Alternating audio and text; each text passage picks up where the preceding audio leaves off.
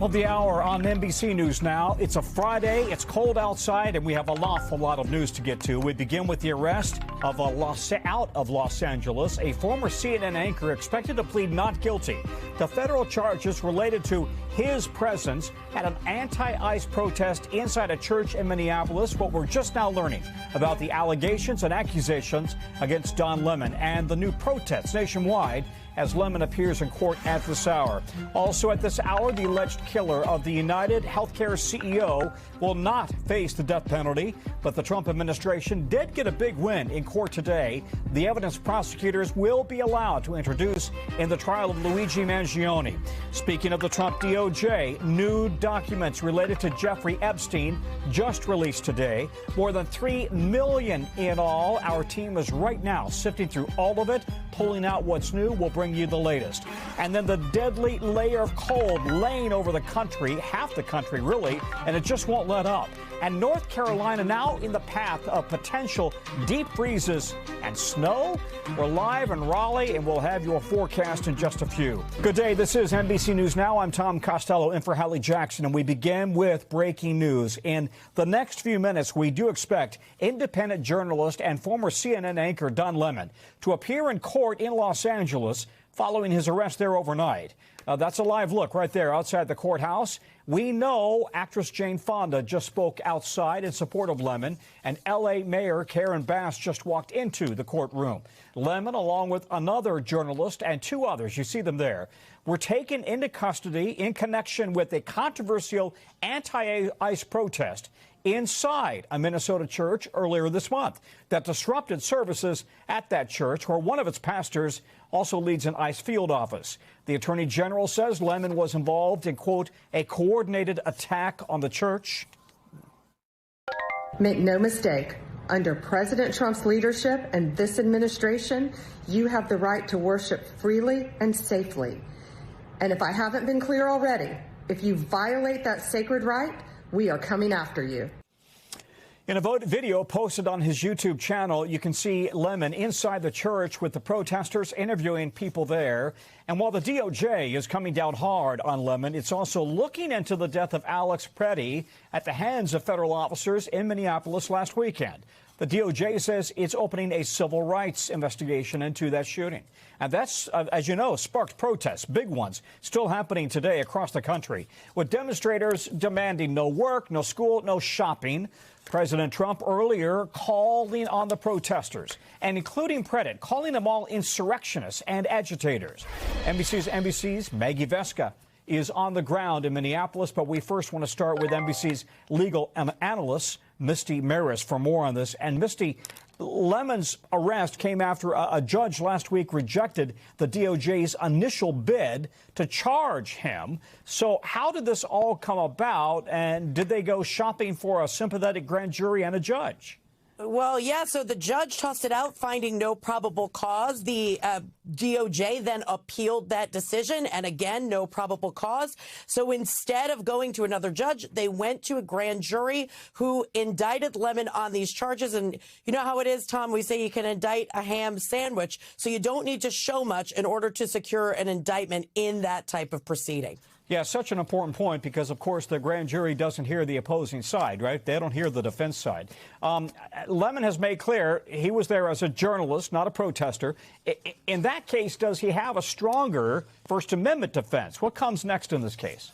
Yeah, so that's going to be his central defense, and there will be that distinction as a journalist versus a protester. While the First Amendment protects the right to protest, there are limitations. It has to be reasonable in place and time. So going into a private establishment and protesting could violate these laws on their face to the extent that it was to disrupt or interfere with religious First Amendment protected rights and exercise of religion. Now, for Don Lemon, as a journalist, different analysis, a different First Amendment analysis. So as a journalist, he has a much stronger case to get out of this and potentially get it thrown out.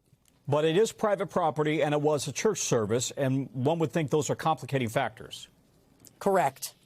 All right, Misty Maris, thank you. Let's bring in Maggie Vespa, who's still freezing in Minneapolis, Maggie, after all this time. And today is another nationwide day of anti-ICE protests.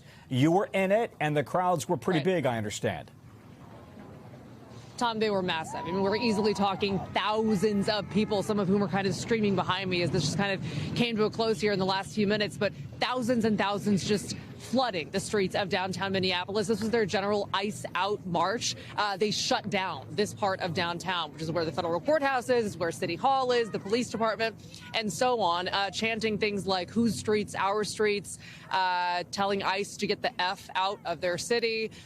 This is, to your point, an example of what they've been calling for across the country today, and we are seeing massive marches and protests across the country. We're seeing them in New York, South Carolina, Ohio, Texas, California. We're seeing walkouts at area schools. They're also calling for a nationwide economic blackout today and tomorrow. So, I mean, Tom, as you know, we are weeks into this chaos, into this devastation here in Minneapolis, and this outrage appears to be only growing, which is astonishing to watch.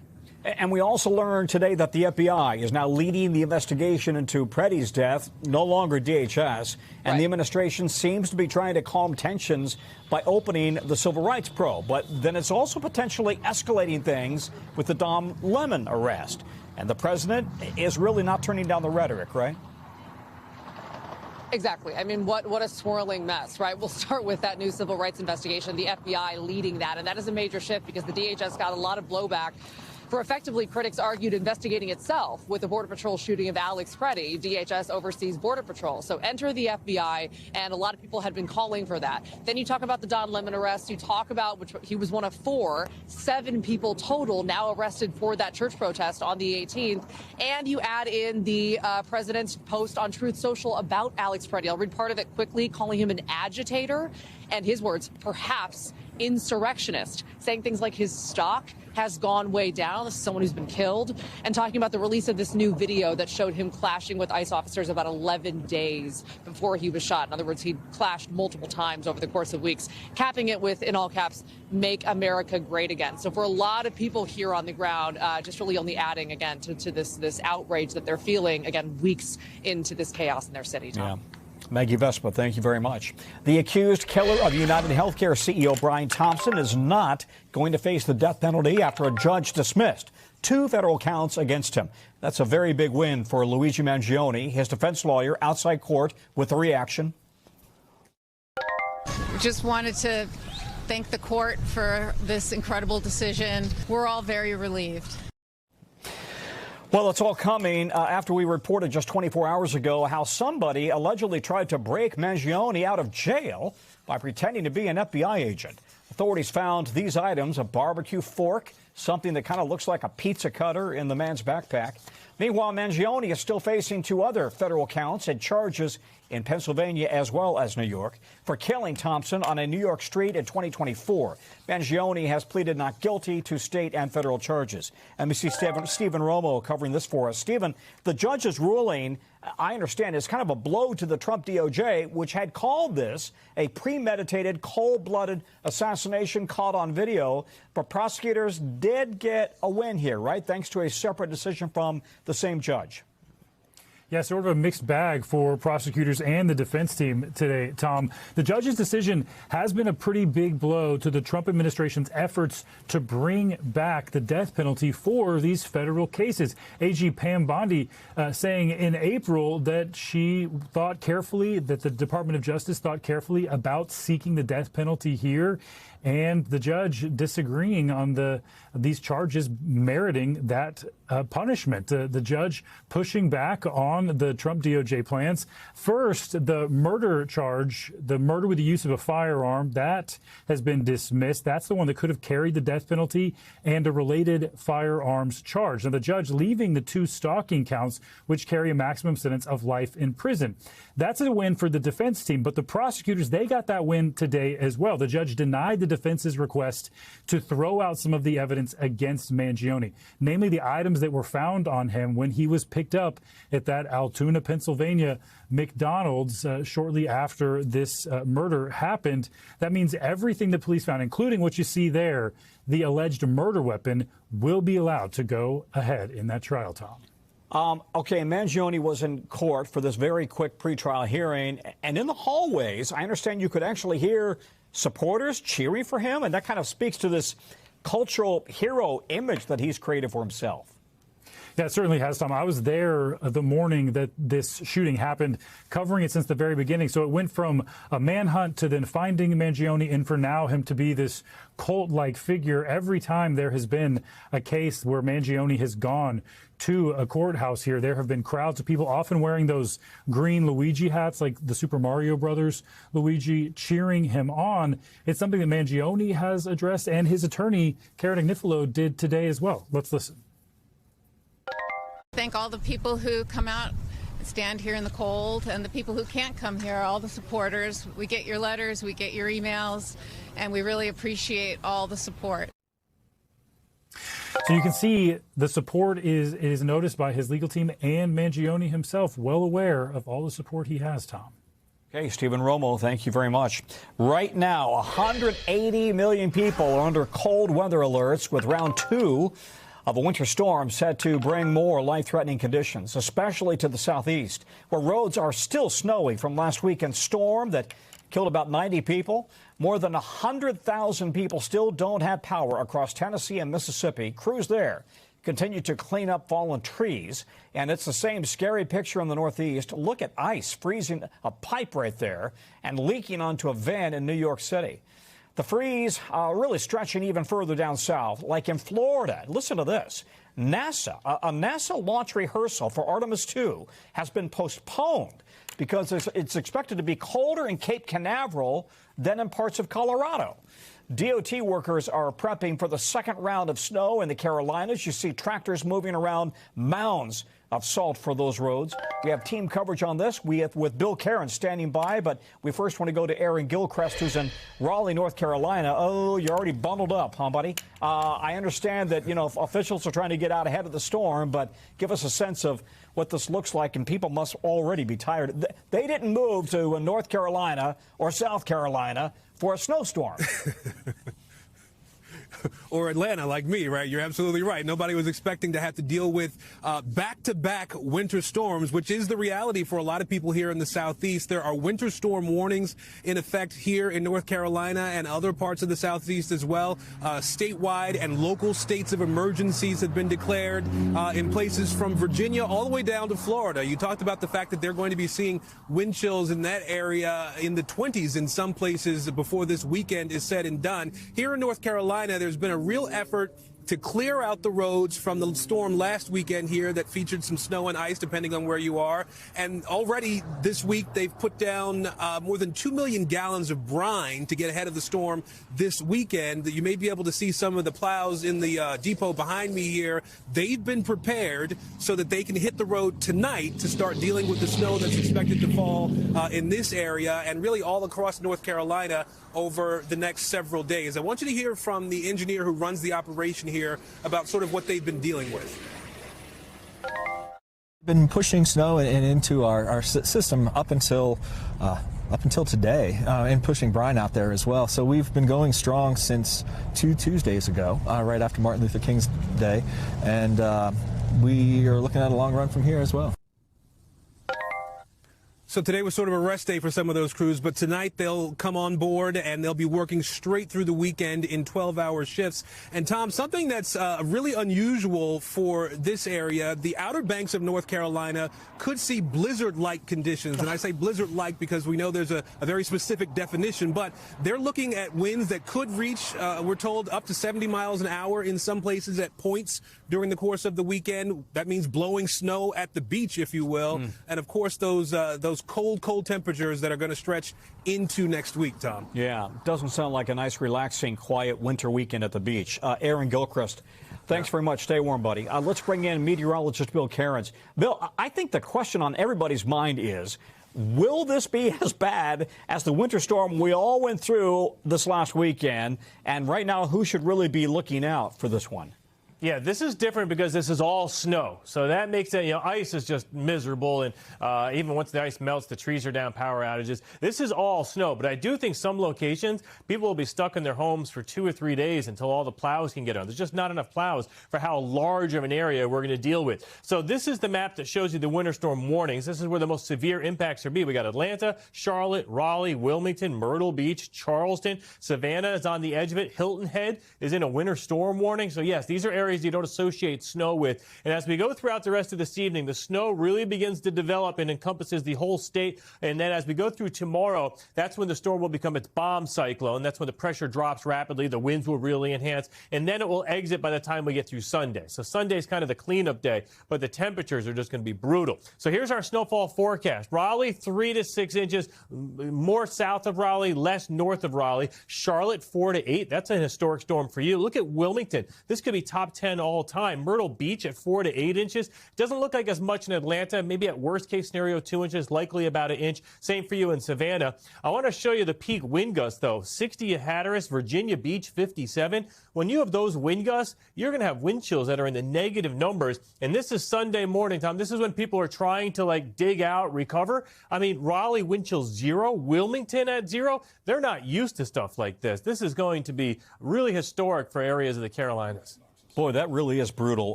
Bill Cairns, thanks very much. Back here in Washington, our team is sifting through millions, and we mean millions of pages of records just released by the Justice Department related to the investigations into the convicted sex abuser Jeffrey Epstein. Take a look at this by the numbers here. 3 million pages, 2,000 videos, 180,000 images, including some taken by Epstein himself, all of it posted online today by the DOJ. The Trump DOJ had to comply with a law passed by Congress and reluctantly signed by President Trump for full transparency. The number 2 at Justice insists that President Trump, who has not acknowledged his past relationship with Epstein but has never been accused of any crime related to him, that he was treated like every other man who appeared in the documents. We did not protect President Trump. We didn't protect or not protect anybody. I mean, I think that there's a hunger or a thirst for information that I do not think will be satisfied by the review of these documents. And there's nothing I can do about that. We'll get the political reaction in just a moment here from NBC's Monica Alba at the White House. But let's start with NBC's Ryan Riley, who's joining me here on set. Ryan, I'm guessing that really today's release won't satisfy the hunger or the thirst for more information about Epstein, as the DOJ's number 2, Todd Blanche, has put it. Yeah, I think that's right. And there's just a lot of information in there that's really unfiltered. And I think that's important for people to recognize. They might see a lot of stuff floating around on social media that isn't really vetted in any way. And one of the main things is that there's these tips that flooded into the FBI that even on their face are just sort of untrue and just clearly not correct information, because that was just the unfiltered information that was coming in to the FBI's tip line. But there's a lot of interesting, tidbits in there, including, some mentions of Elon Musk. Elon Musk had previously spoken about wanting to, or about a potential trip. He never actually visited to Epstein's island, but said that he was always being asked to go there. And what the email shows a little bit different from what he said, because it shows that Elon Musk was participating in this back and forth and was talking about scheduling this trip to Epstein's island, even though, to be clear, it does not appear that that visit ever took place. You make such an important point, though, and that is that just because you see it online doesn't mean it's legit. And it underscores, especially with so much disinformation online, it underscores the need to go to trusted, objective news sources. Like NBCNews.com, for example. That's a good place to go. That we're, vetting all this information, going through a lot of, because I think you've got, sometimes when, something flashes on your screen, it just doesn't necessarily, you have to sort of put that in context. What other information do we know, especially in a case like this where you're talking about, the reputations of people. You have to really make sure that it's well vetted. Ryan, thank you very much. All right, let's go now to the White House. NBC's Monica Alba is there. And Monica, the president has tried to kind of deflect attention away from the Epstein files, right? Especially as he's floated a flurry of other ideas in just the past 24 hours. So suing the IRS and Treasury for $10 billion. He's been spreading conspiracy theories about election fraud related to Italy, floating tariffs against Canadian-made planes, signing an order for an IndyCar race in D.C., and calling the man killed in Minnesota by Border Patrol agents an insurrectionist. So does all of that underscore, is all of that just kind of all systems are normal, or does it underscore the fact that the Epstein files are a political liability for him and for the Republican Party? I think this has been a challenge for the White House for the past year, Tom, and you see that in the way that even within the White House Chief of Staff Susie Wiles said in an interview with Vanity Fair that she thought the Attorney General Pam Bondi whiffed on the initial rollout. Those were her words. And there has been plenty reported on the discussions internally at the White House, really over their strategy, and a strategy that changed from time to time and ultimately culminated with the president signing that law, ultimately pushing for the transparency that resulted in what we saw today, which was these millions of pages that were released. But this is certainly a moment in which the White House is aware of how this plays politically. And if you look at the polling, there are a good number of Americans, when asked, who say that they were upset about the way that the president handled this. Their approval rating not very high compared to the disapproval rating. But the White House today, Tom, the president himself didn't raise this. He hasn't talked about it or posted about it on social media. And the White House is really just pointing to what the DOJ released earlier when it comes to President Trump specifically, saying that there are some unsubstantiated claims in there and things that they call false, and that they are very specifically trying to push back on in that regard. Tom. Yeah, underscore that, the DOJ claiming that those are false claims. How are Democrats reacting to this release? Well, they have really made this about the victims, about the survivors, and wanting to be careful to listen to their own stories and what they would like to see happen. And they don't all feel exactly the same way about it. But so they were talking about it in those terms. But we also heard from Congressman Robert Garcia on his reaction. Listen to what he had to say. They are now in violation of that law. The Oversight Committee and the American public are demanding that Donald Trump release the names of Jeffrey Epstein's co-conspirators and the powerful men who abused, raped, and trafficked women and girls. So more demands for accountability there. And remember, Tom, something that's important to point out here, this did come days after the deadline in which the Department of Justice was supposed to finish this process. But they said because they had so many more documents to review, it took them these additional 40 days to meet that requirement. Okay, thanks. Monica Alba at the White House. All right, let's get you over now to a look at Wall Street as the market's closing down to end in January right across the board today. A sign of really potential lack of excitement for the president's pick as head of the Fed, Kevin Warsh, the man that Mr. Trump wants to lead the central bank. He takes over, as you know, with an unofficial mandate, or at least a hope from the president to lower interest rates. So here's a look at the rate picture right now. Of course, lower rates can lower the cost of a new home, a new car, a credit card, for example. The president has been very vocal about demanding that the current Fed chair, Jerome Powell, cut rates, but the Fed is supposed to be independent of the administration. Powell has been reluctant to raise rates, saying that the economy right now is in about a good place, and now he's under a criminal investigation. He says it's because he has stood up to Trump's interference. We want to bring in NBC's Hallie Canal for us. And Hallie, the president calls his Fed chief choice, Mr. Walsh, quote, out of central casting based on his background. So what's the talk? How might he lead the Fed?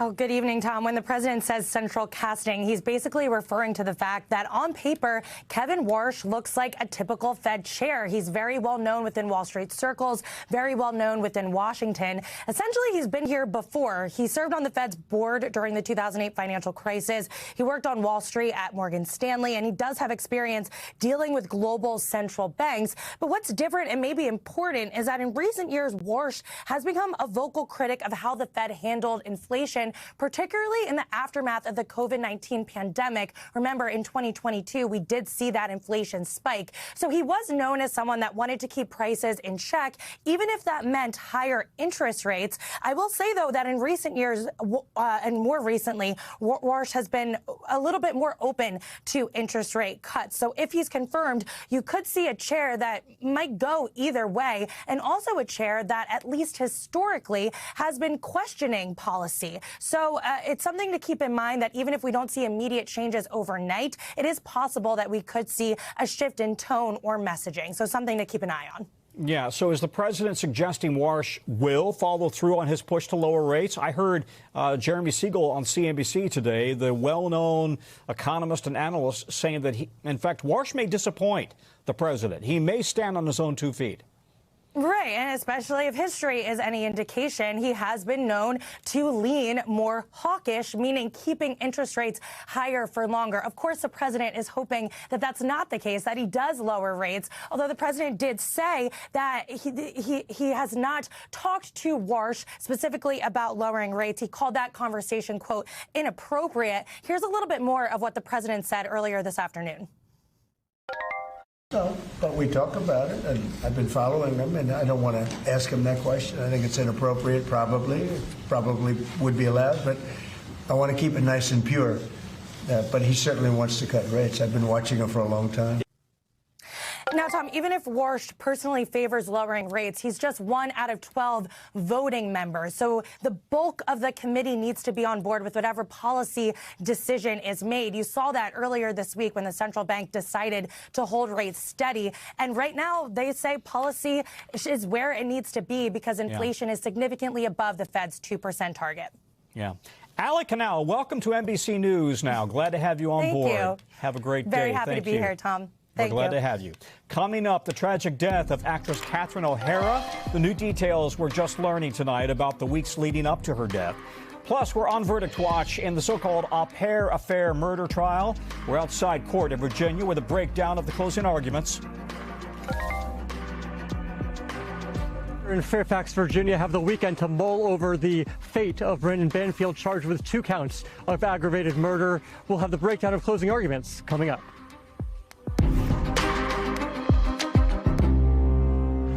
Fate of a Virginia man accused of killing his wife and a stranger he allegedly set up with the help of his mistress/family au pair is now in the hands of a jury.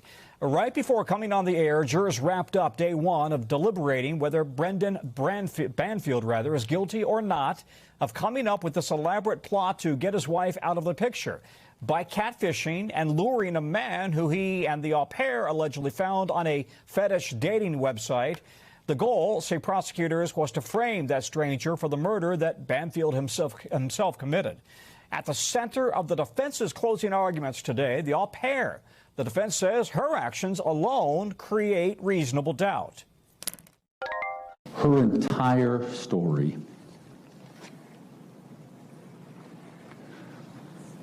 has been bought and paid for. First, with her freedom, and then now a little bit on the back end. But prosecutors pushed back, telling jurors the actual evidence has always told a different story, even before the au pair took a plea deal. Whose story does the evidence support? All of that blood, the DNA, to some extent the digital forensics, the physical evidence collected at the scene. That's what you can rely on. Don't rely on his narrative and his recollection of the evidence. NBC's Gary Grumbach is outside of court right now. And Gary, prosecutors also said that there's zero evidence that Christine Banfield herself would have been interested in the kinds of things that whoever was behind her alleged sex account was asking for on that fetish dating website. And can you just give us a hits, runs, and errors on the digital evidence that the prosecutor is talking about? So there is a great amount of evidence here, and it all relates to the history of Christine Banfield. There's no history of her being on these types of websites. There's no history of her being interested in these types of websites, and none of that was introduced into evidence. The only person that was saying that there was an interest was Brendan Banfield himself during his testimony. Prosecutors picked up on that point. Here's what they had to say. If there was one scintilla of evidence that supported these claims of infidelity, of interest in sexual violence, don't you think you might have heard about it? The FetLife and Telegram usage only ever occurred when Brendan Banfield and Juliana Perez Magalhaes are in the home. So the defense spent much of their closing arguments trying to poke holes in the prosecution's argument, saying that the evidence was not there. For example, they said there was no DNA swab of the gun safe that was in the home. There was no DNA swab of the gun itself that was allegedly used in this crime. So poking a lot of holes, trying to get to the jury convinced that it was not Brendan Banfield who did this. So the jury is back home after deliberating for a few hours today. And even though we heard from some other witnesses after Banfield himself took the stand, his testimony is probably the one that is still lingering right now in jurors' minds. 100%. He is the main character in this case, in this trial. He is the one that everyone's going to remember and decide whether or not they actually can believe the guy, right? Do you believe him? Do you believe the prosecutors? And the last witness that the prosecutors brought forward, which I thought was very interesting, was his boss, because he had said he was going to be at a very important meeting that morning with his boss. They brought his boss on the stand, who said, "I had no meeting planned." Here's what the defense had to say. My client doesn't have to testify, yet he gets up there and he tells a story. He's a philanderer. We can conclude that. It's horrible. It's a horrible situation to be in. He had affairs. He accepted that. So some level of admission of guilt there a little bit. Jurors will have the weekend to think this all over. They'll be back here in Fairfax County at Monday at 10 a.m. Okay, Gary, thank you very much. Let's get you over now to the 5 things our team thinks you probably want to know about on this Friday evening. Number 1, Ukraine's president is publicly inviting Russian President Vladimir Putin to Kyiv, but only, quote, if he dares. Zelensky's comment comes after he turned down an invitation from Russia to go to Moscow or Belarus for peace talks. Many had warned he would probably never be allowed to return home if he did. And it comes after President Trump said he asked Putin not to fire on Kyiv and energy infrastructure because of the extreme cold in Ukraine, adding that Putin agreed. The Kremlin confirms Trump made that request, but that's all it says. Number 2, Blue Origin says it's pausing space tourism flights. The Jeff Bezos founded company says it needs now to refocus on resources on moon capabilities. In other words, building out a lunar lander. The New Shepard program not going away. This pause is expected to last for at least 2 years. Number 3, President Trump says he is decertifying all Canadian aircraft, but only until Canada certifies an American jet company, Gulfstream Jets. If not, the president is threatening a 50% tariff on all Canadian aircraft sold into the United States. The Canadian company Bombardier says it hopes to quickly resolve that dispute to avoid significant impacts, noting that thousands of jets built in Canada fly in the U.S. every day on small regional flights that you and I are on all the time. Number 4, a wild moment for police in New York. Officers removed a kangaroo from a car. They also found 2 sloths inside. A local advocacy group says they belong to a man who has a history of illegally possessing these types of animals. The group also claims his license to exhibit animals was canceled years ago. No word yet on any charges in the case for driving around with a kangaroo. And number 5, Novak Djokovic now has a chance for a record 25th Grand Slam singles title. His 5-set Australian Open semifinal match ended after 1:30 in the morning. The 38-year-old beat 2-time defending champ Jannik Sinner. The man has more Grand Slam titles now than Djokovic. Okay, still ahead from us, the quick thinking by a police officer that saved his life as a car barreled toward him. The urgent reminder police are now giving to drivers out there. But first, the pleas for help from inside Iran. What protesters are telling us as President Trump weighs military options inside that country. Anything that it takes to stop this barbaric regime is what the Iranian people want.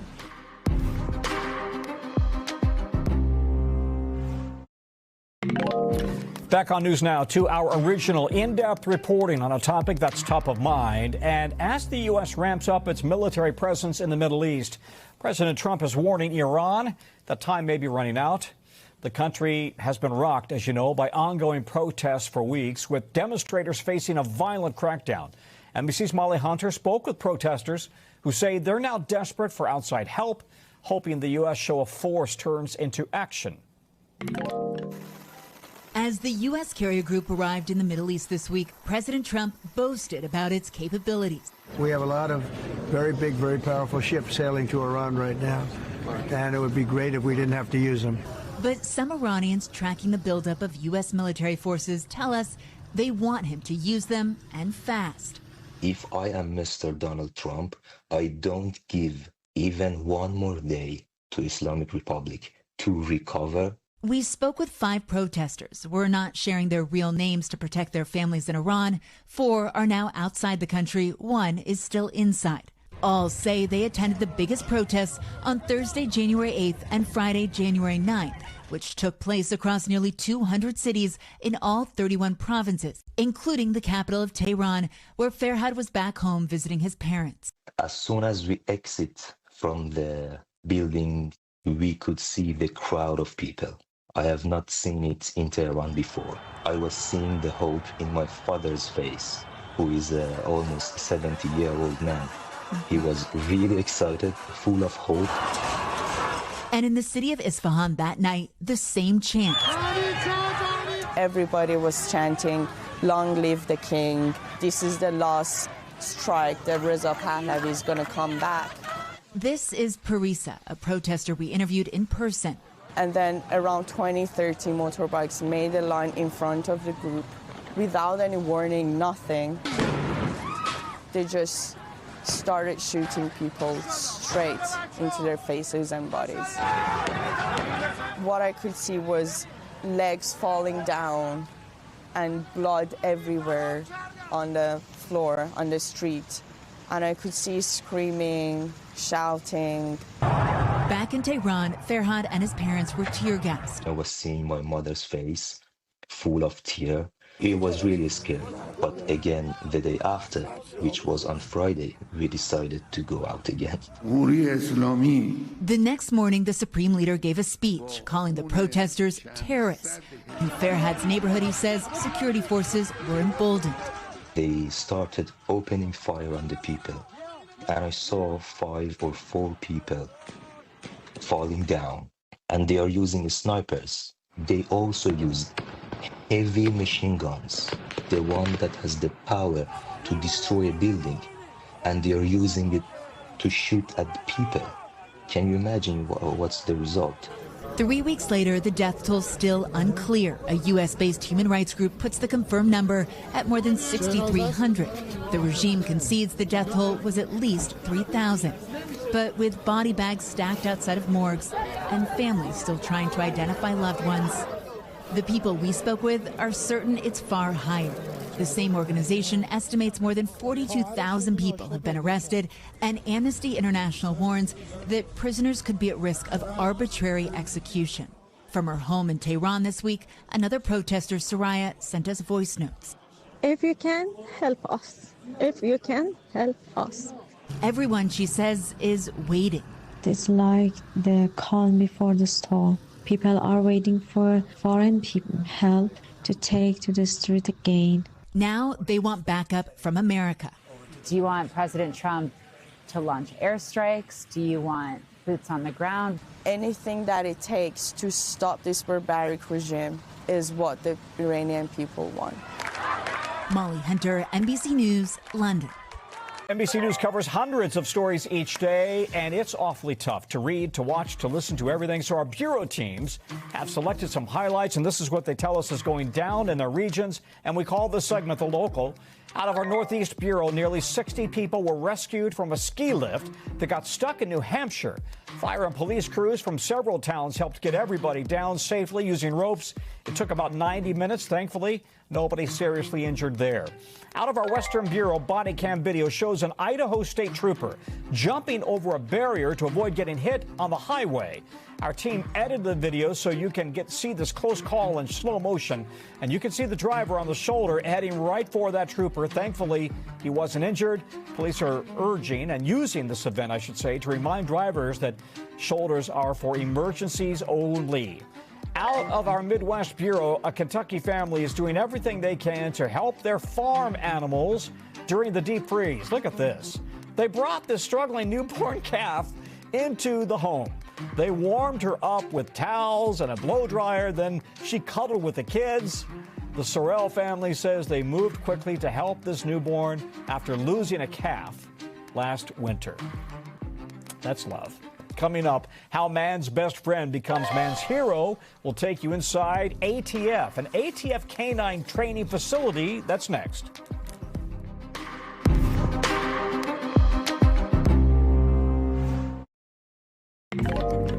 Okay, we're going to end this hour talking about dogs. And for a lot of people out there, dogs aren't just pets, they're family. And you see a couple of our HJN team pups right here coming up. Some dogs even go above and beyond that, transforming, aren't they sweet, transforming into real-life heroes. So playing vital roles, of course, in law enforcement, public safety, making the term man's best friend kind of an understatement. NBC's Kelly O'Donnell takes a look at the rigorous training that canine units go through to protect all of us. At times of catastrophe and chaos, scenes of danger where critical evidence is at risk, or high-profile national events from the Super Bowl to Inauguration Day, a special kind of detective goes to work. Bravery with a bark. Good girl.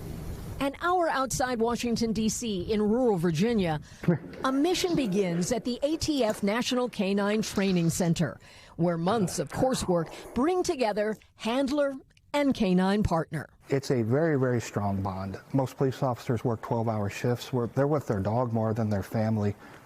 They're a loyal partner. For the Department of Justice, ATF leads this training for a range of federal agencies, plus state and local departments across the country. Dogs on the job typically for 8 or 9 years. You could see when they start going to work, they're enjoying it. These dogs are headed for 2 distinct career paths. Some are trained to detect explosives, while others will work to find ignitable liquids. Tracking things like bombs, bullets, guns, and evidence at arson scenes. This program uses only Labrador retrievers, ideal, trainers say, for their work ethic, people skills, and that incredible nose. We introduce the target odor. In this case, it's black powder, and the dog sniffs the container with the target odor and is rewarded with food. Repetition and reward through a series of exercises. Oh, this one alerted right there. What does that mean? There's something in there? So that means that there's an explosive odor in that can. Part of the training challenge, preparing these dogs to master an extensive range of target substances. ATF says that could include up to 19,000 explosives formulas. If the dog only finds a limited number of explosives, then it gives you this false sense that the dog is doing a great job, but it won't find every threat. Training camp does include time for rest and fun. But unlike your family pet, there is no set dinner time. Instead, they receive their complete daily diet in the form of a reward, hand-fed by their handler throughout the day. And every time the dog finds something, it gets a handful of food. So it's a very, very strong motivation. Trainers find motivation seeing the real-world results. When you get that phone call that my dog found the weapon that was used to murder a police officer, you just can't put that into words. A dog's life, guided by loyalty, public service, and well-earned rewards. Kelly O'Donnell, NBC News, Front Royal, Virginia. And that's a good boy. Kelly O'Donnell, thank you. That's a wrap for us this hour. Stick around later this evening for our NBC News special Artemis 2, Journey to the Moon, just ahead of the launch. Interviews with the crew, the flight directors, the experts tonight, 10:30 a.m., make that p.m.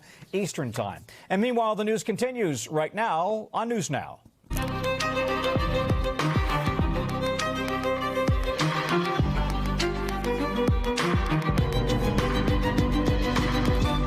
Here we go, top of the hour on News Now, and it's a Friday, and it's really cold outside, and we have a lot of news. And we're going to begin with the arrest out of Los Angeles, a former CNN anchor pleading not guilty to federal charges related to his presence at an anti-ICE protest inside church in Minneapolis. What we're just now learning about the accusations against Don Lemon and the new protest nationwide.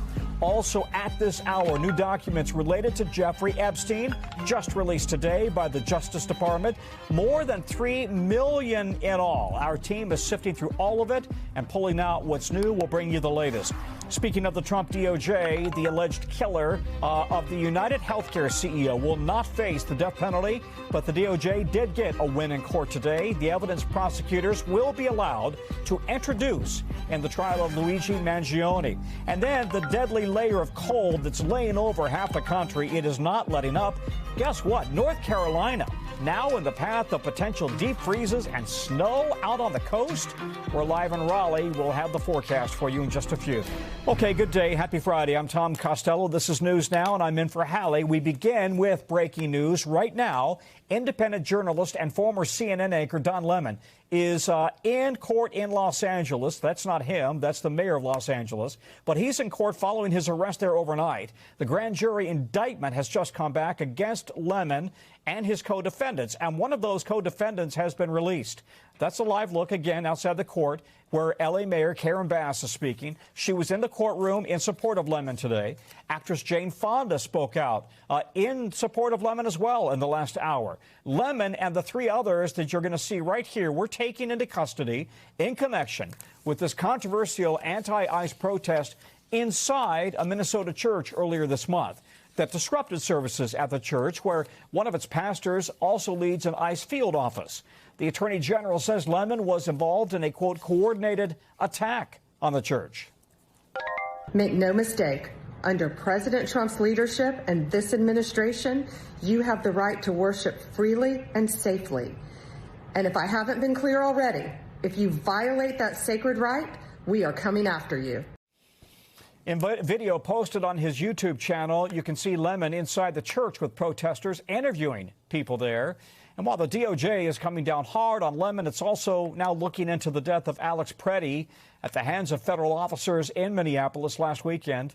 The DOJ says it's opening a civil rights investigation into that shooting. And that, as you know, that has sparked protests, big ones still happening today, all across the country, with demonstrators demanding no work, no school, no shopping. President Trump earlier calling the protesters, including Preddy, insurrectionists and agitators. NBC's Maggie Vespa is on the ground in Minnesota. But first, let's get to NBC legal analyst Misty Maris. And Misty, Lemon seemed to predict that the administration would keep coming after him. Let me play some of the sound from Lemon. Look, I'm not naive. I think they're probably going to try again and again, as they did with Tish James and Comey and everyone. If one doesn't work, then they try something else, and that fails, and they try something else, and then they just don't give up. So we're just now getting a look at the indictment, and basically what he said about the DOJ coming after him.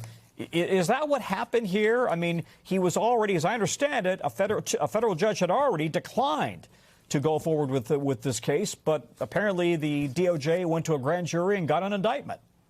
Yeah, so, Tom, it seems like this will be a primary defense of Don Lemon, and we know that he's going to be represented by Abby Lowell. And this defense has been raised to Letitia James, James Comey, that it is a targeted prosecution. So that will be one defense. Now, looking at the indictment, you see the allegations are that it was a conspiracy. There was a meeting of the minds among these individuals, including Lemon, to interfere with the freedom of religion of this particular church. So that's going to be the critical question, whether or not there was this conspiracy to interfere intentionally with religious services, or whether or not there's a First Amendment defense. So we are just now told that Lemon has been released on a PR bond, personal recognizance bond.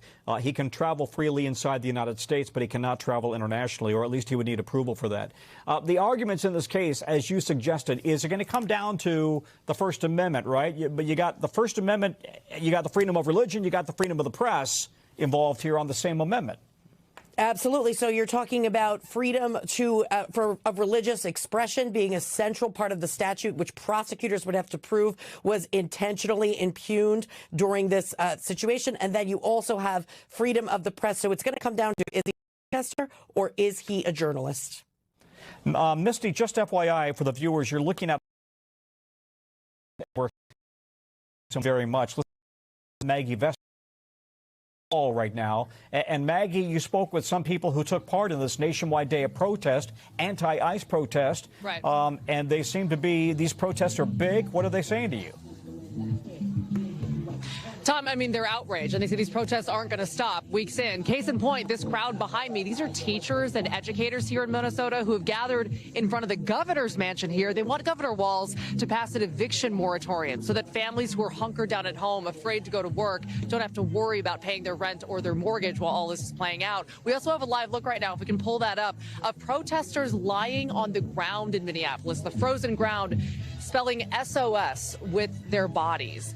And then just a couple of hours earlier today, a massive showing in downtown Minneapolis, thousands taking to the streets, fueling their outrage. This kind of storyline over the last 24 hours with border czar Tom Homan saying they were going to pull officers out of Minneapolis. President Trump last night pivoting and saying, actually, they're not going to do that at all. A seemingly total 180. So we talked to protesters about that and about the situation overall. Here's some of what we heard. How does it make you feel to hear that the president doesn't want to pull officers out of Minneapolis? Not surprised at all. I mean, he's got an agenda, and it's not an American first agenda. It's an oppression agenda, and we just need to stop that. How furious are people here in Minneapolis? Well, you can hear it. They are furious, and it goes beyond simply an occupation, but when they start murdering innocent people, that's the line. Yeah, so that was really in line with a lot of what we heard. And Tom, as you pointed out, this is a nationwide day of action they're calling for. And we're seeing protests across the country, New York, Atlanta, Ohio to California, Texas. Also, students have been walking out of schools, and they're calling for an economic blackout today and tomorrow. That whole no school, no work, no shopping. And it seems to really be taking hold, as you've seen in the video. Listen, Maggie, we want to keep that split screen up of the courthouse where we're expecting Don Lemon to come out any moment. But we also learned today that the FBI is leading the investigation into Preddy's death. No longer DHS, right? And the administration seems to be now trying to calm tensions by opening the civil rights probe. Absolutely. This is a really interesting juxtaposition. So right after the shooting of Alex Preddy this past weekend, DHS said they were leading the investigation initially, which a lot of people called a massive conflict of interest because DHS oversees Border Patrol. Cut to today, the DHS and the FBI confirmed the FBI is now leading a civil rights investigation into that deadly shooting. We have some sound from the Deputy Attorney General earlier. Let's play that. The Civil Rights Division of the Department of Justice does not investigate every one of those shootings. There has to be circumstances or facts, or maybe unknown facts, but certainly circumstances that warrant an investigation. President Trump has said repeatedly, of course, this is something we're going to investigate. I don't think a single video should change any perception the Department of Justice may or may not have about that tragic occurrence last Saturday. And Tom, it's worth noting, we learned earlier this week, those Border Patrol officers have been placed on leave. We don't know their names at this point. Okay, Maggie Vespa, thank you. Again, we will be watching this very closely. We will go back to the courthouse in L.A. when and if Don Lemon comes out and addresses the cameras. Back here in Washington, our team is sifting through millions of pages of records just released by the Justice Department related to the investigations into the convicted sex abuser Jeffrey Epstein. So take a look at this by the numbers here. We're talking 3 million pages, 2,000 videos, 180,000 images, including some taken by Epstein himself, all of it posted online by DOJ today. The Trump DOJ had to comply with the law passed by Congress and reluctantly signed by the president for full transparency. The number 2 at Justice insists that President Trump, who has acknowledged his past relationship with Epstein but has never been accused of any crime related to Epstein, that Trump was in fact treated like every other man who appeared in the documents. We did not protect President Trump. We didn't protect or not protect anybody. I mean, I think that there's a hunger or a thirst for information that I do not think will be satisfied by the review of these documents. And there's nothing I can do about that. We're going to get to NBC's Ryan Riley in just a moment here, but we want to start with NBC's Monica Alba, who's at the White House. And Monica, we're just now learning about new details about the Commerce Secretary. Yes, we are, Tom. These are some emails that have been a part of this release of documents where it appears that obviously he wasn't the Commerce Secretary then, but Howard Lutnick potentially made some arrangements to visit Epstein's Island. These emails are from around Christmas time of 2012, where it appears that they are trying to coordinate some logistics for a lunch that may or may not have taken place. It is unclear if the visit actually took place, though, again, they do go into some details about how they're going to be able to get there, who might be attending. He's asked if it will just be him and his wife, or if the kids are coming along. Are they going to arrive to the island via their boat, or are they going to have or make for other arrangements? So again, we don't know if this 2012 visit actually took place, and we are getting a statement from a Commerce Department spokesperson who says, and I quote, "This is nothing more than a failing attempt by the legacy media to distract from the administration's accomplishments, including securing trillions of dollars in investment, delivering historic trade deals, and fighting for the American worker." Secretary Lutnick had limited interactions with Mr. Epstein in the presence of his wife and has never been accused of wrongdoing. So again, in that statement, they're not necessarily saying that he never visited the island. They are saying there were some limited interactions. But something that's notable, Tom, is that in a recent podcast interview, Secretary Lutnick did say that he was, quote, "never in the room with Jeffrey Epstein socially, for business, or even philanthropy." He says this on camera. "If that guy was there, I wasn't going, because he's gross." So again, this is just into us. We've just been able to confirm this and get this statement, but we are working on additional details about what might have happened here. Tom. Well, the White House may blame the media, but it's the DOJ that just released this information with his name in it. And by the way, before he became Commerce Secretary, Howard Lutnick was a very wealthy New York Wall Street type. Listen, what do we have here on whether the White House had anything at all to do with the release of these documents beyond the president signing the bill? Well, the Deputy Attorney General, Todd Blanche, said today that the White House didn't have any, quote, oversight over the process. But we do know that there have been discussions ongoing in the White House, certainly about the internal strategy of how to handle the Epstein files. We know certainly that people like White House Chief of Staff Susie Wiles have blamed the Attorney General, Pam Bondi, for, quote, whiffing the initial rollout of the Epstein files. But the president did sign that into law back in December and has pushed for transparency. Here's a little more of what Todd Blanche had to say on this particular question today. My team has certain communications with the White House.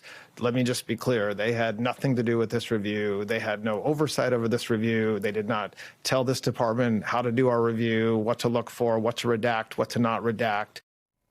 And, Tom, we should note that the president hasn't spoken to this. He didn't address it during his one public event today, and he hasn't written about it on his social media platform either. Okay, Monica, busy day there. Thank you very much. NBC's Ryan Riley joins me now on set. He's been covering the investigation into Epstein. So, you know, the DOJ was required by law to release this tranche of evidence. They were supposed to have done it a long time ago. What took them so long? I think the sheer volume of the documents we're talking about here, when you're talking about 3 million documents, what Todd Blanche made pretty clear there is that this just took a very long time. They did have 500 lawyers working on this, and over time, that number increased, I think, as they recognized just how many documents there were, how long this was going to take. And so they, under their view, they don't think they possibly could have made that, that initial deadline, just given this restraints.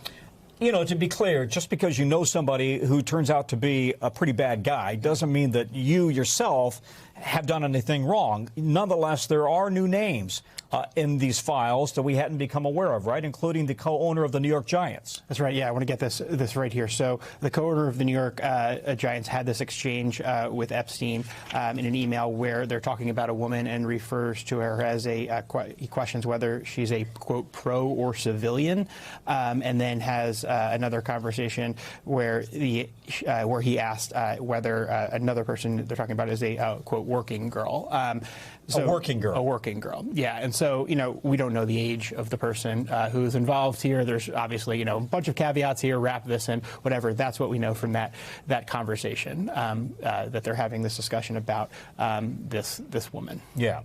And one more thing we should underscore, we did it in the last hour, but the internet is going to go crazy with theories and names and you got to be very careful what you read online, and you should really read trusted news sources on this stuff. That's right. I mean, I think there's a difference between those direct email correspondence that we see, and then you can sort of look at those in context. But especially on the end where there's this information that came into the FBI just off of their tip line, that is really unvetted information. So unless you're dealing with principal conversations from between one person to the other, definitely be very cautious here. Good point. Thank you, Ryan Riley.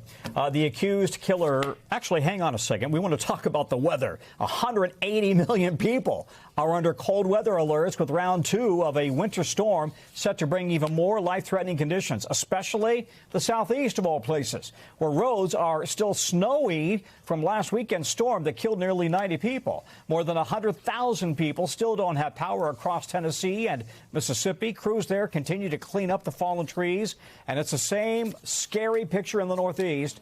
And look at this ice here that's freezing. It froze a pipe, and it's just streaming down onto a van in New York.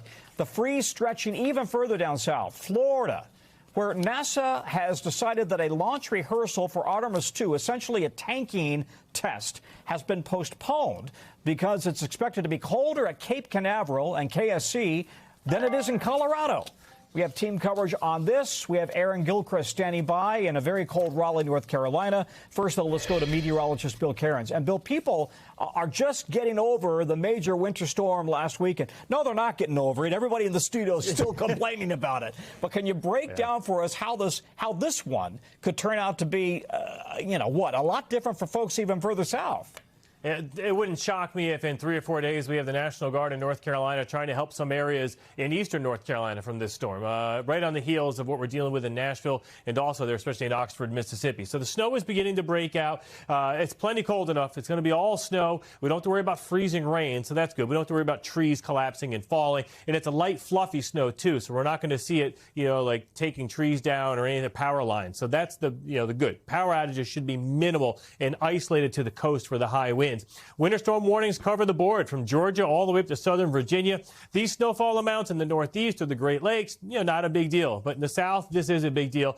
There's nothing left on the shelves. It's hard to find a shovel of all things, and anywhere in eastern North Carolina right now. A lot of people don't even have shovels. They're not used to getting snow totals that could approach a foot. You can imagine how long it's even going to take to plow all the roads and the streets in these areas. I'm sure the highways will come first, but the back areas, it may be a couple days. Myrtle Beach, 4 to 8 inches. So you're going to see palm trees with snow, and you're going to see snow drifts, possibly 3 to 4 feet. These wind gusts, 50 to 60. The wind chills on the back side of this are going to be brutal for the cleanup. And they're not alone. Everyone is into this. As soon as we're done with this story with the snow, Tom, we're going to quickly turn our pivot to Florida with record lows, threatening the citrus crops, threatening the strawberries, and everyone is going to be in this. I don't have any good news for you, Tom, either. There's another huge Arctic blast coming the end of next week. I'm just telling everyone, just get to Valentine's Day, and then we'll try to, see over the hill. So real quickly, how long is it going to linger in the southeast and Florida? 2 mornings. That's it. And, during the day, it's fine. It's just in the morning that we could have the damage. Okay, Bill, thank you very much. We'll put up Bill's home phone number if you'd like to call and complain. That'll be later in the newscast. It'll be busy. Let's get to Aaron Gilchrist. He's in North Carolina. And, Aaron, the winter storm is really going to pick up where you are, right? So what kind of conditions are you guys prepping for down there in the Carolinas? Listen, the wind has already started here, Tom. I've been doing this little shuffle trying to stay warm as we see the wind chills drop into the 20s, low 20s, where we are here in Raleigh. And that's one of the main things they're trying to warn people about here in North Carolina, across the entire state. There's a winter storm warning in effect here. There's a state of emergency in North Carolina. We've heard states of emergency declared in parts of Virginia, South Carolina, Georgia, Florida even. And that's because of the snow that we're going to be seeing here in North Carolina, for example, plus the wind, plus those cold temperatures that are going to get even lower as the weekend goes on. We have seen already that the officials here in North Carolina have done the work to clear out the snow and ice from last weekend's storm, and now they're trying to prepare the state. Really, they've done most of that preparation work already so that the state can realize what something like 2 million gallons of brine have been placed on roads around North Carolina. I want you to hear from the engineer who runs the plow depot where we are right now about some of the work that they've done to get ready for the weekend. We've placed around 385,000 gallons of salt brine on our system across the 7-county region, and we have close to 275 trucks ready to go, as well as other pieces of heavy equipment to help in the effort. We're going to be out in force. We have a lot of work to do. So depending on where you are in North Carolina, they're looking at maybe 3 inches to as much as 12 inches of snow out east on the Outer Banks. They could deal with what some have said could be blizzard-like conditions, Tom, with wind gusts pushing 70 miles an hour. That's tropical storm force stuff that they could see along the coast of North Carolina. Oh. My gosh, that's brutal. Okay, coffee's on us for you and your team. Aaron, thank you very much. The accused killer of United Healthcare CEO Brian Thompson is not going to face the death penalty after a judge dismissed 2 federal counts against him. And that's a big win for Luigi Mangione, who you see here in a court sketch from today. His defense lawyer outside of court with a reaction. Just wanted to thank the court for this incredible decision. We're all very relieved. It all comes after we reported just 24 hours ago that somebody allegedly tried to break Mangione out of jail by pretending to be an FBI agent. Authorities found these items, a barbecue fork and something that's kind of like a pizza cutter in his backpack.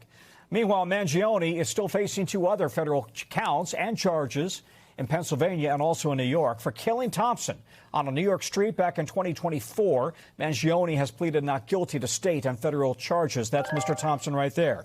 NBC Stephen Romo is covering this for us. Stephen, the judge said that the murder charge was technically flawed. And I got to say, I've read this a couple of times. I find it confusing. Can you explain it? Yeah, the term technically flawed there, Tom. That murder charge, it's the murder through the use of a firearm. That charge is gone, as well as a related firearms charge. Now, the murder charge with use of a firearm, that's what would have carried the death penalty if it made it that far. The judge did leave 2 stalking charges, which have a maximum sentence of life in prison, by the way.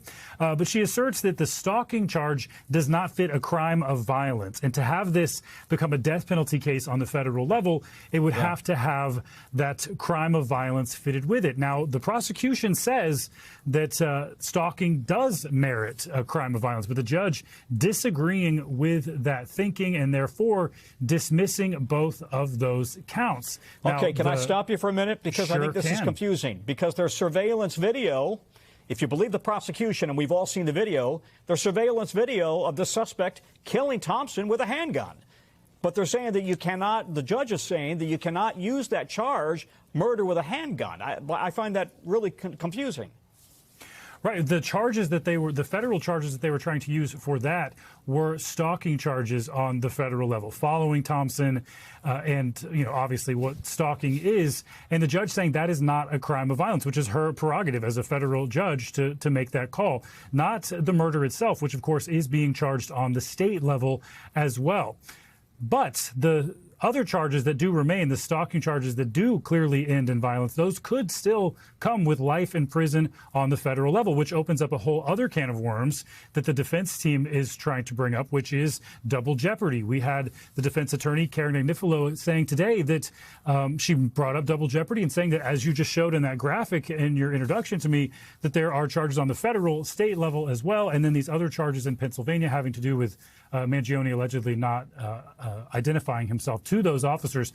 So this opens up a lot of can of worms, which we're at the very beginning of still, Tom. There's so much left to go in this case. One other thing I wanted to point out is the amount of support that Mangione is continuing to get. This was a brief court appearance, and there were people chanting for him. You could hear in the halls of the courthouse today all of these people that are championing him and very happy that he is not facing the death penalty right now. And some of that we saw spill over yesterday when we had that news of the person allegedly trying to break him out of jail. Just an odd situation, Tom. And Brian Thompson was the father for how many children? Yeah, 3 young children. Very sad situation. Stephen Romo, thank you very much. All right, let's get you over to Wall Street right now as the markets are closing down to end January. Red across the board today, a sign of potential lack of excitement for the president's pick as head of the Fed. Kevin Warsh The man, Mr. Trump, wants to lead the central bank there. Now, he takes over with an unofficial mandate, or at least a hope from the president, to cut interest rates. So here's a look at rates and the cuts we've had already. Of course, lower rates can lower the cost of a new home, a new car, for example, car loan, credit cards. The president has been very vocal about demanding that the current Fed chair, Jerome Powell, cut rates. But the Fed is supposed to be independent. And Powell has been reluctant to raise rates or cut rates because he believes that, in fact, the economy right now is in a pretty good place. And he's under a criminal investigation. He says it's because he has stood up to Trump's interference. Hang on a second before we talk to Hallie Canal. Let's hear from Don Lemon outside the courthouse in Los Angeles. Wow. Can everybody hear me? Are you guys set? Everybody ready? So look, I want to thank everybody for their support. It truly means the world to me. I have no idea what's going on because obviously I haven't seen anything. I have spent my entire career covering the news. I will not stop now.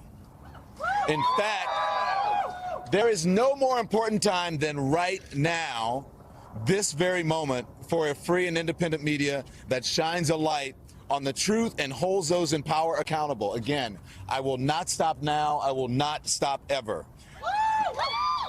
Last night, the DOJ sent a team of federal agents to arrest me in the middle of the night for something that I've been doing for the last 30 years, and that is covering the news. The First Amendment of the Constitution protects that work for me and for countless of other journalists who do what I do.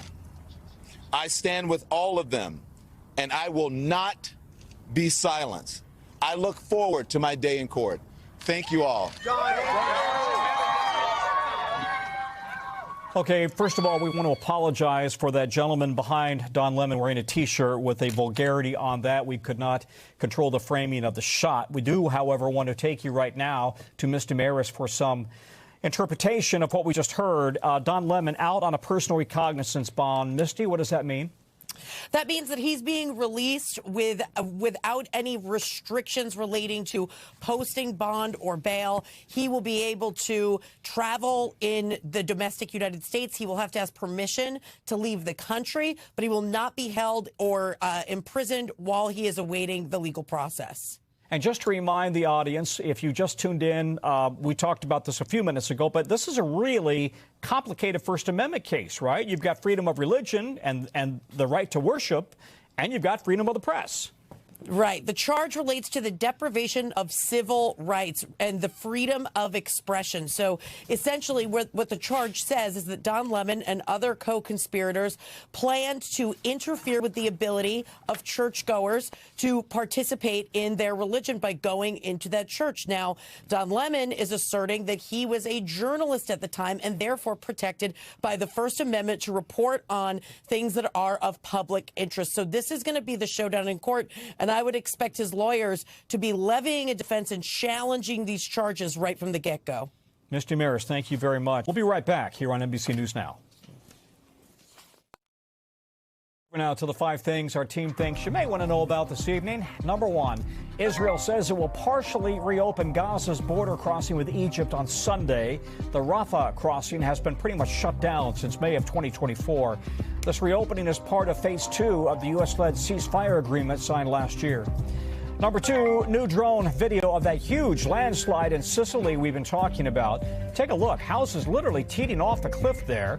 And remember, rain from a cyclone slammed into this region to trigger this. More than 1,500 people evacuated already. Number 3, Blue Origin says it is pausing space tourism flights. The Jeff Bezos-owned company says it needs to focus resources on moon capabilities, building a lunar lander for NASA. The new Shepherd program not going away. This pause expected to last, however, for about 2 years.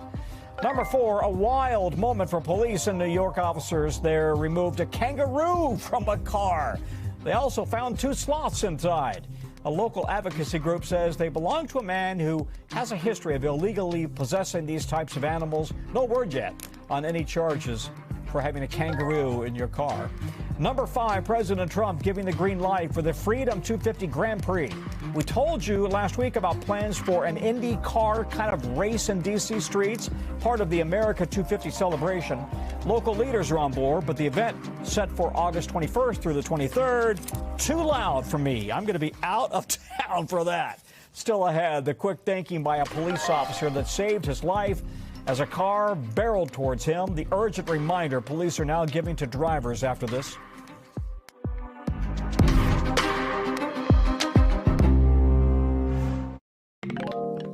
Okay, true to our original in-depth reporting on a topic that's top of mind.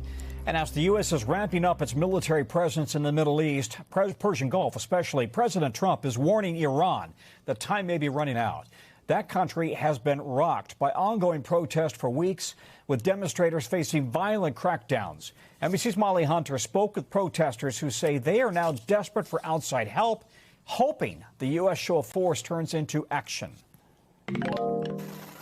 As the U.S. carrier group arrived in the Middle East this week, President Trump boasted about its capabilities. We have a lot of very big, very powerful ships sailing to Iran right now, and it would be great if we didn't have to use them.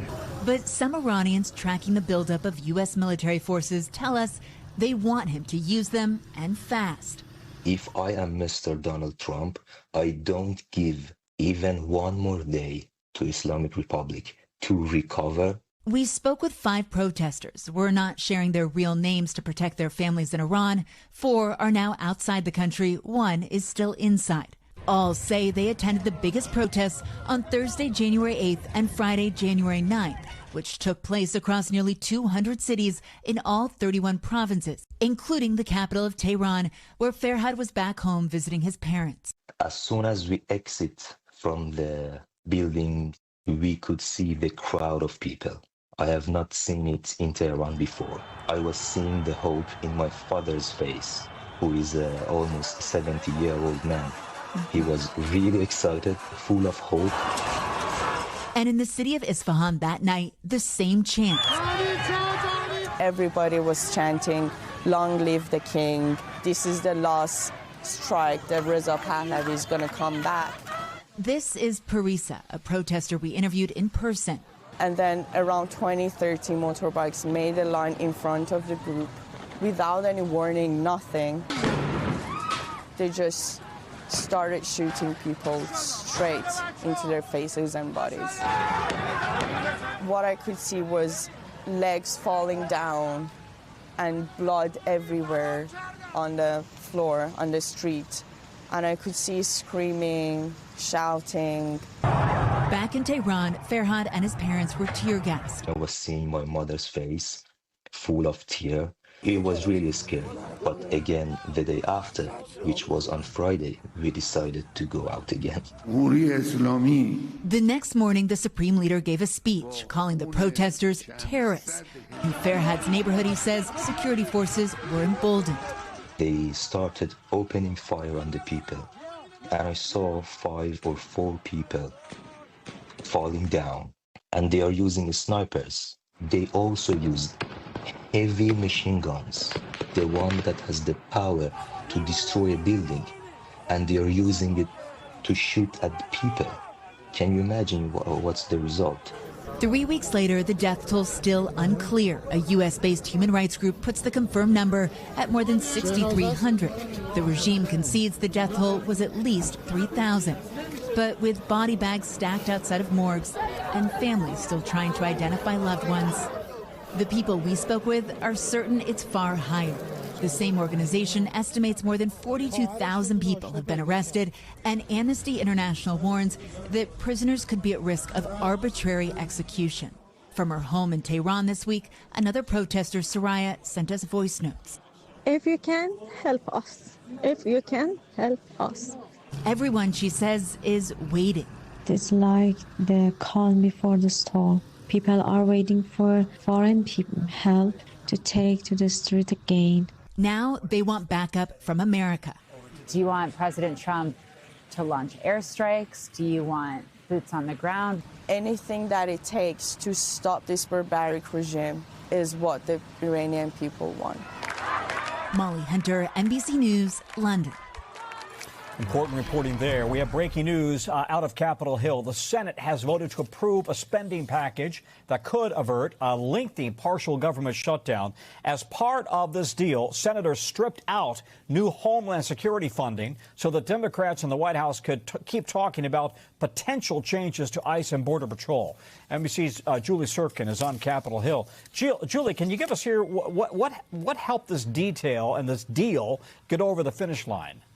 Well, I think the White House directly engaging with Senate Democrats, with House Democrats, certainly helped break up this package in a way that allowed them to fund the government, most of the government, I should say, and leave out and separate the Department of Homeland Security funding. And it is because Democrats raised reforms and concerns with the way that ICE officers have been operating and Border Patrol agents have been operating in cities around the country. Most notably, of course, this reached a fever pitch after the death of Alex Preddy last weekend. It is why Democrats came up with a set of reforms that they're calling common sense. And that's really where this showdown goes next. Now, there will be a partial government shutdown, at least for this weekend. It's because the House isn't here. It's empty behind me. You can hear the echoes in the halls. And it is because the House is on recess this week. Speaker Johnson, though, told Republicans on a conference call today, Tom, that he intends to take up what the Senate had passed on Monday morning. There are some grumblings from Republicans. They're unhappy that DHS funding was stripped out for the moment. But again, notable that the White House drove this process with Senate Democrats. I just came from a Leader Schumer press conference as they were setting up.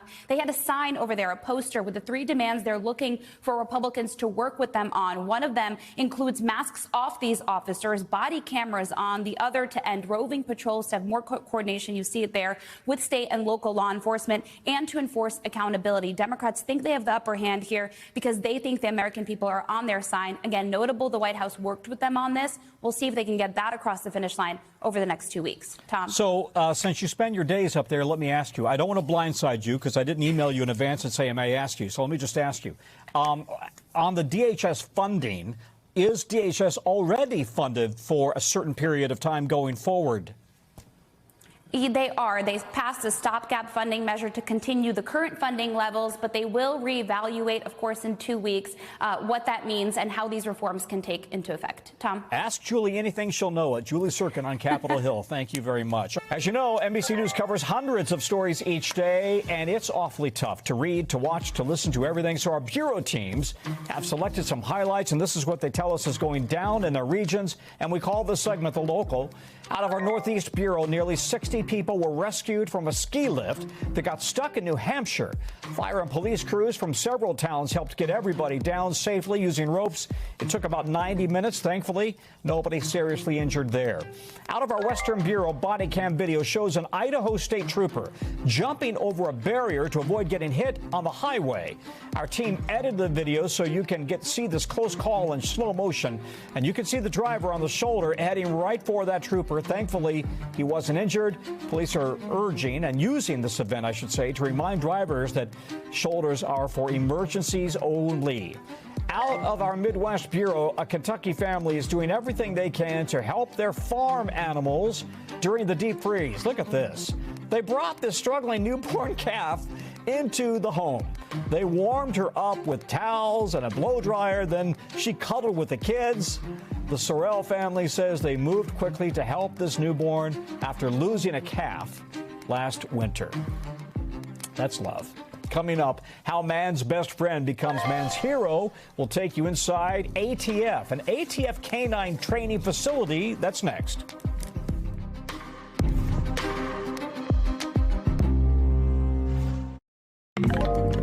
Okay, we're going to end this hour talking about dogs. And for a lot of people out there, dogs aren't just pets, they're family. And you see a couple of our HJN team pups right here coming up. Some dogs even go above and beyond that, transforming, aren't they sweet, transforming into real-life heroes. So playing vital roles, of course, in law enforcement, public safety, making the term man's best friend kind of an understatement. NBC's Kelly O'Donnell takes a look at the rigorous training that canine units go through to protect all of us. At times of catastrophe and chaos, scenes of danger where critical evidence is at risk, or high-profile national events from the Super Bowl to Inauguration Day, a special kind of detective goes to work. Bravery with a bark. Good girl. An hour outside Washington, D.C., in rural Virginia, a mission begins at the ATF National Canine Training Center, where months of coursework bring together handler and canine partner. It's a very, very strong bond. Most police officers work 12-hour shifts. They're with their dog more than their family. They're a loyal partner. For the Department of Justice, ATF leads this training for a range of federal agencies, plus state and local departments across the country. Dogs on the job typically for 8 or 9 years. You can see when they start going to work, they're enjoying it. These dogs are headed for 2 distinct career paths. Some are trained to detect explosives, while others will work to find ignitable liquids. Tracking things like bombs, bullets, guns, and evidence at arson scenes.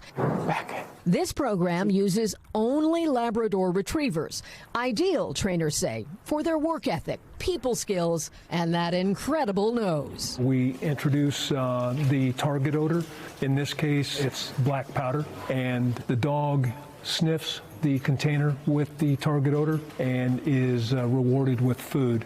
Repetition and reward through a series of exercises. Oh, this one alerted right there. What does that mean? There's something in there? So that means that there's an explosive odor in that can. Part of the training challenge, preparing these dogs to master an extensive range of target substances. ATF says that could include up to 19,000 explosives formulas. If the dog only finds a limited number of explosives, then it gives you this false sense that the dog is doing a great job, but it won't find every threat. Training camp does include time for rest and fun. But unlike your family pet, there is no set dinner time. Instead, they receive their complete daily diet in the form of a reward, hand-fed by their handler throughout the day. And every time the dog finds something, it gets a handful of food. So it's a very, very strong motivation. Trainers find motivation seeing the real-world results. When you get that phone call that my dog found the weapon that was used to murder a police officer, you just can't put that into words. A dog's life, guided by loyalty, public service, and well-earned rewards. Kelly O'Donnell, NBC News, Front Royal, Virginia. And that's a good boy. Kelly O'Donnell, thank you. That's a wrap for us this hour. Stick around later this evening for our NBC News special Artemis 2, Journey to the Moon, just ahead of the launch. Interviews with the crew, the flight directors, the experts tonight, 10:30 a.m., make that p.m. Eastern Time. And meanwhile, the news continues right now on News Now. We thank you for watching, and remember, stay updated on breaking news and top stories on the NBC News app or watch live on our YouTube channel.